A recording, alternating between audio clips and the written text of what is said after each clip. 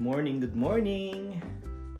Ito ang ating buhay ngayong tayo ay nalipat na sa panghapon sa trabaho. Papakita ko sa inyo yung setup natin. Yan, ganyan. So, ayan. Makikita nyo ang daming kalat dito ngayon kasi ay binawasan ko ng yung bulaklak namin. Finally, nga pala guys. Finally ay maliwanag na. May araw na today. Napakasarap sa pakiramdam na after ilang araw. Ayan, finally meron na ulit sikat ng araw. Maganda yung umaga natin ngayon, no? At ilang araw tayong puro kadiliman lang ang nakikita. Ngayon ay napaka-blue na ng ulap na makikita natin. At ito yung aking kinutkot ngayong umaga. Yung mga bulaklak natin ay tinrim ko. Tinanggalan ko ng sobrang hahabang sanga. Sobrang haba na kasi yung nakalawit eh. Ayan o. Tinanggalan ko ng pinakamahabang sanga. Para medyo makahinga-hinga siya. Actually ginugal ko pa. Tinanong ko pa nga kung okay lang ba yun. Hindi ba magtampo yung bulaklak. Kasi non-stop yung pagbulaklak niya, di ba? Di ba ako magtampo yung or mamatay yung puno, di ba? Pagka tinanggal ko yung mahabang sanga. Kasi yung pangit na eh.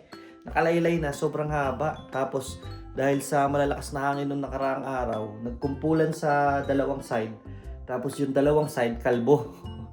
So, sabi ko, itrim ko nga at i-distribute ko yung sanga niya para umayos-ayos. So, yun ang muna akong pinroject ngayong araw. So, sa mga hindi nga nakakalam, wala na nga tayong panggabi, tinanggal na. So ang pasok ko ngayon is araw-araw is 3 p.m. hanggang 11 p.m. na lang. Pero kagabi dahil nga sobrang busy namin sa trabaho, kagabi ay nakapag-work tayo nag-overtime ako hanggang alauna ng madaling araw. So by 1:30, dahil maluwag yung kalsada, nandito na rin ako. Before 1:30, nandito na ako sa bahay.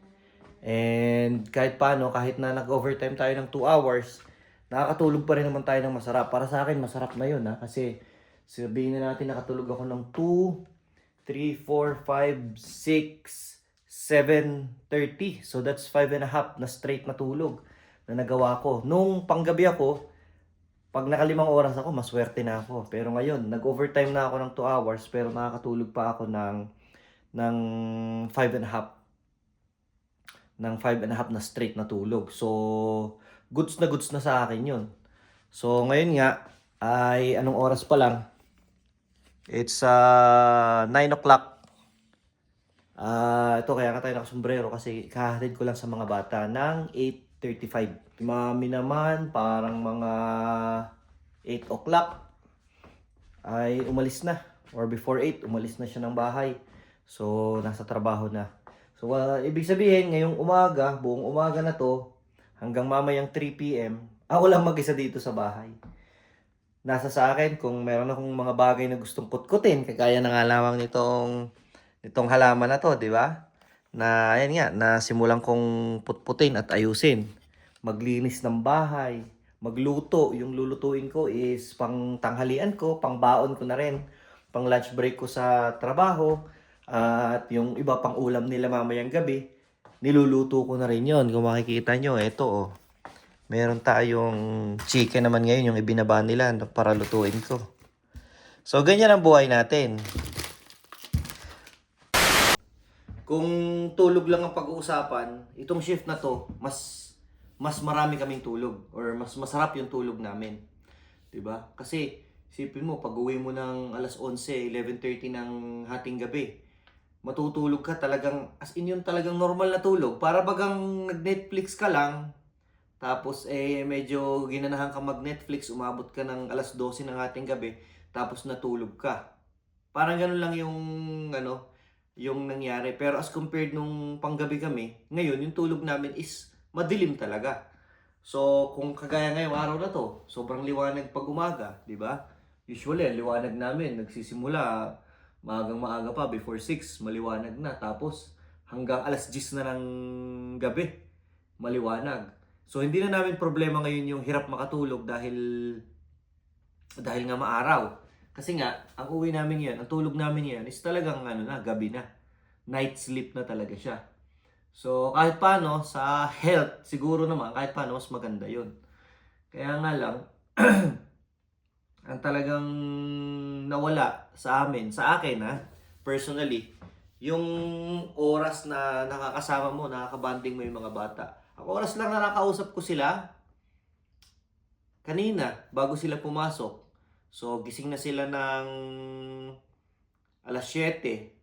Ako naman, bumangon 7:30 ng umaga. Kasi sinulit ko talaga na medyo makahaba-haba kasi nga nag-overtime ako last night. So yun lang, 7:30, isang oras lang. Sa araw-araw, sa Monday to Friday, isang oras ko lang sila talaga nakikita, nakakausap. Kumbaga, nakikita sa mata yung mga bata. Ganon din si Mami. Kasi nga, pag tumadating ako sa gabi, syempre tulog na sila. So, yun naman ang kapalit. May maganda kang tulog, yun namang oras sa mga bata o oras sa pamilya, yun naman yung nasa-sacrifice. Hindi mo talaga makukuha ang gusto mo sa isang shift eh. Mayroong mga pros and cons talaga. Ewan ko kayo kung ano yung prefer nyong ano yung pinaka-prefer nyong shift dito. Sa akin kasi, depende yan. Noong mga panahon na, lalo na nung bagong dating kami dito, talagang ang first option ko is panggabi. Kasi nga, kailangan buong umaga nandito ako. Kasi lalo na nung bagong dating kami, hindi pa pumapasok sa school si Mav. Kailangan talaga may kasama siya sa bahay at makakapag-prepare ng pagkain niya, ganito, ganyan. Ganon din nung nag-kinder siya. Kasi ang kinder dito, ang pasok nila is parang kung sa atin ay half day lang. So kailangan, ihahatid mo sila na magkasabay, yung magkuya, pero yung kinder mo, susunduin mo sa bandang tanghali kung pang-umaga siya. So kagaya ni Mav noon, pang-umaga siya, sinusundo siya sa tanghali.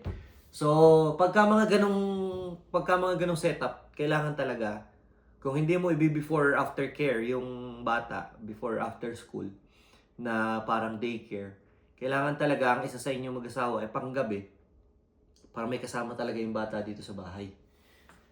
So, ngayon ay hindi naman na kailangan dahil una, sabay naman na silang pumasok sa school, sabay silang umuwi. Pangalawa, matured na yung kuya, kaya nang alalayan yung bata at nakakapagbas na sila or nakakapaglakad na sila papasok or pauwi ng school. Kaya medyo hindi na masyadong alalahanin ngayon. Pero still, yun nga, nakausap ko na yung HR namin at saka yung aming manager. Sabi ko nga, niremind ko sila na kung magkaroon ng opening sa day shift, just want them to know na I'm still interested in moving to day shift. Kasi nga ay tingin ko sa ngayon, tingin namin, tsaka gusto rin ni na Mami, yun yung pinaka-swak sa akin. Swak sa schedule ko. Kasi kung day shift kasi, hindi ko nga lang mahatid yung bata, maglalakad sila, magbabas sila, papasok. Pero pag uwi nila, masusundo ko sila. Tapos, yung time, mababalik na kami dun sa time na, actually, mas maganda. Kasi ay, paglabas nila sa school is same ng paglabas ko sa trabaho. Mapipick up ko pa sila sa school. And then the whole time na nasa bahay sila, nasa bahay din ako. Pag gising sila, gising din ako. Pag tulugan na sila, tutulog din ako. So, normal na normal, kumbaga, no? Yun talaga yung pinaka-normal. So, sana, ang sagot lang sa akin ng manager ko, sagot sa akin ng HR ko, tanungin ko araw yung manager para sa operations, no? Nung kinausap ko naman yung manager ko, nito lang Monday, ang sabi niya sa akin is, bigyan ko daw siya ng 1 linggo. So, wala ako nakakuhang yes or no na sagot doon sa request ko. Actually, hindi lang kasi ako nagre-request kasi ilan kaming dating overnights na nagpapalipat sa umaga. So sabi niya, bigyan ko daw ng 1 linggo kasi nga ngayon nasa period of adjustment at saka nasa period of madami silang hinahire. Pero yung hinahire nila is para sa sa evening shift, sa afternoon shift namin. So makakasama namin. Ibig sabihin magiging sobrang dami namin lalo. Meron pa yata ulit 3 or 4 na tinitraining na madadagdag ulit sa amin. So, sobrang dami na namin. Ngayon pa lang, nag-aagawan na kami sa mga gamit sa trabaho. Sigurado pag nadagdagan kami ng 4, sobrang dami na talaga namin. Ang hindi ko lang sigurado is kung after bang lumipat, yung 4 na new hire, ay yun na ba rin yung time na ako ay makalipat sa umaga? O ano bang plano nila? Yun ang hindi pa malinaw sa akin. At wala nga silang sinabing sagot sa akin na yes or no. Basta ang sabi lang, give them a week. Give them a week bago sila makasagot sa akin. So, yun. Ewan natin. Hindi ko alam. Walang kasiguraduhan pa. Yun. Na-share ko lang naman. So, ayan. Mag-ano muna ako. Mag-iimis-imis muna ako dito kasi madami-dami akong lilikumin. So, dyan muna kayo. Doon na yung dalawang bata. Kabababa lang.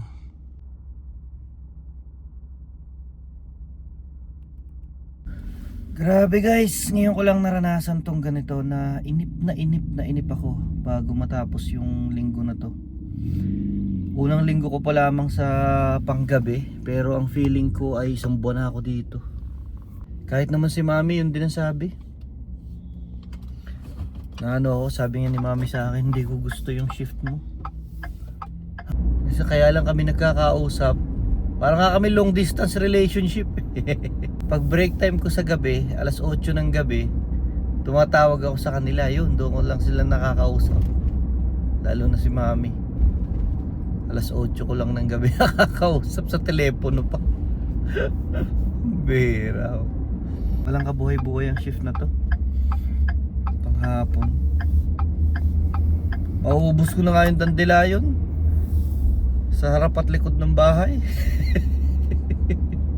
Kasi ganyan, kapag kakahatid ko sa kanila, diretso na ako sa likod ng bahay. Magbubunot na ako ng dandelion, magdidilig na ako ng mga halaman doon. Yun, ganun ang aking buhay. Mamaya nga daw Friday kasi ngayon, magmo-movie daw sila, antayin daw nila ako sa basement. Malamang yun, makakauwi nga talaga ako ng gising pa yung mga yun kasi nagpupuyat mga yan pag Friday kasi si Mami nga naglalaba, diba, sa basement. Sumasama kami lahat doon. Usually, sumasama kami lahat doon. Manonood kami TV, Netflix, ganyan. Ngayon nga, alas 11 pa ang labas ko. Di hintayin daw nila ako doon. Sabi ko, mga 11:30 yan, dyan na ako. Tapos, bukas kasi, Sabado, may ano kasi kami. May lakad kami kasi papunta tayo ng Cochrane. Yan.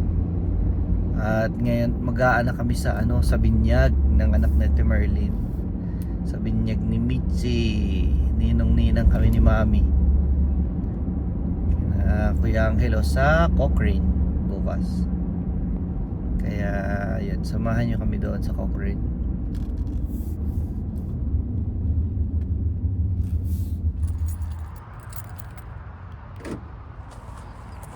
Tingnan nyo. Tingnan nyo ang bukab-bukab na. Bukab-bukab na yan dahil sa katatanggal ko ng dandelion. Balago na nga ulit yung damo sa gilid Itong sa linggo kung may time ako, kaya sa Monday ng umaga kakating ko yung yung grass ulit. Tingnan nyo yan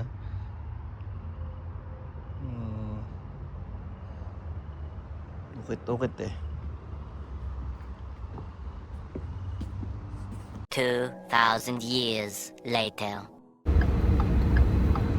Yun. Kamusta po? Sa wakas, eto Friday na.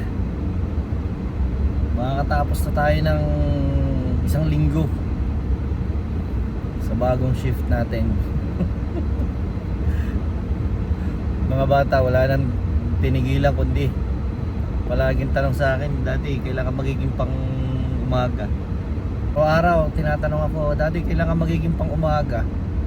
Sabi ko, wala pang kalinawan yun, malabo pa sa malabo yun.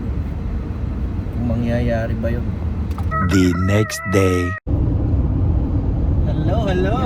Kumusta po kayo dyan? Happy Saturday! Happy Saturday! Sa wakas, sa linggo ko naghintay para makasama lang silang ganito sa road trip, Hi boys! sa long drive. Yan.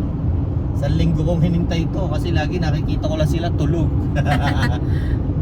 Sabihin na naman ng aking komentaro, puro reklamo, ginamit ko pa daw yung Alan. yung banding-banding ng pamilya sa mga reklamo ko. Sabi ko, hindi po talaga, miss na nila talaga ako. Wala na kasi siya ibang may reklamo eh. Araw-araw na nga nila ako tinatanong kung kailan na mag-iiba ng schedule. Ngayon nga nagagamit namin yung video call eh. Lagi siya naka-video call eh.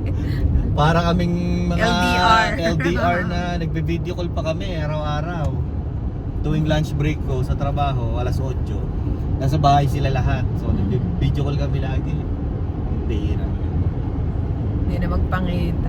Isang linggo ko itong hinintay. Yun yung isang linggo ko sa trabaho na parang napakahaba. Parang parang isang buwan ako naghintay. Bago magsabado. Ay, pero alam mo maganda yan kasi isda mo si Johan, nagliligpit na mag-isa. Wow! Oh, very good naman ng baby bonsai namin. Ngayon, nag-i-improve, nagiging Independent. independent, nagiging mas responsible ba? Inuutusan na ng kuya niya Sabi ko eh. kasi wala siyang pagkain pag di siya nagligpit. Oh, tama. Very good. Just be careful. Eh, ang nililigpitan lang naman Oo, yata yun lang, niya tsaka ay kainan dati. oh, yung kinainan ni daddy tsaka baunan nyo. Ayun. At least, meron siyang Pinaglutuan naman yung dati, improve. ligpit na niya.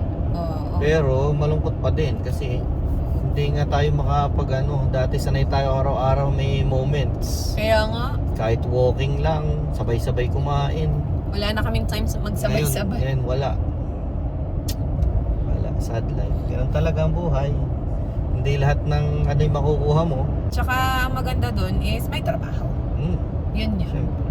Kaya sabi ko nga kay Kuya nag-comment, sabi ko thankful naman po talaga tayo at may trabaho habang ang iba talagang nalilay off. Ganyan. Thankful talaga tayo. Yun nga lang talaga kung merong opportunity na ibang schedule ay mas igagrab ko pa rin kasi mas pa rin sa akin yung marami May tayong sa- time. Mm. Hindi yung maghihintay pa ako Balance ng ba? Sabado para lang Kasi parang anong nangyari ngayon, wala ka ng work-life balance ulit eh. Ang tinatawag niya kasing work-life balance is yung may time sa pamilya. Kasi nga kami, kahit konting oras lang talagang sinusulit namin eh. So yun ang hinahanap niya. Nagtatrabaho siya at the same time nabibigyan niya ng time yung mga bata. Kasi minsan tong mga yan, naghahanap yan ng oras na makabanding din ng daddy nila. Dati araw-araw makakapag-bike, oo, nakakapag-walking kami. Ngayon, maghintay lang kami ng weekend para makasama namin siya. Pero, sa ngayon, kung Oo. ano meron, edi Yan talaga. tiisin. Tiis lang muna.